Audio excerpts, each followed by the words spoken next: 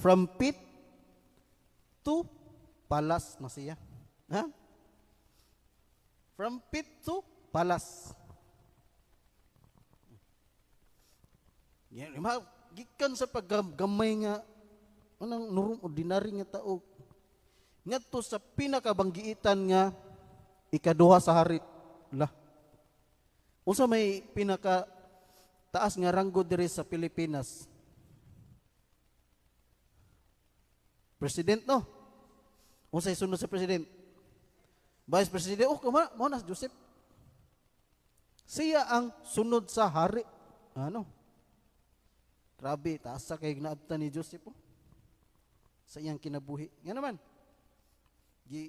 gi-form siya sa Ginoo. Kanang gimugna sa Ginoo, nay plano Ginoo sa kinabuhi. Nay plano Ginoo sa imong kinabuhi. Sa atong kinabuhi, apil po ko kay hindi po kumingon sa inyong kinabuhi. Atong kinabuhi. Wata kabalo kanus wa po ta kabalo unsa. Unsay pamaagi? Wata kabalo nga ini ka sunod bulan o sunod tuig i-level up tas Ginoo. Pareha ni Joseph, no? Nga gikan sa gamay ngadto nga pinakataas. Siya ang gisaligan ni Pharaoh. Kay bright man sa kastanan. Ang iyang ka bright gikan sa Ginoo. Nga mahubad siya mga sa gingon ganina.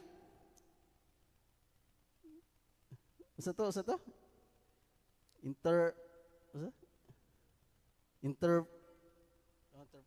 interpret na siya.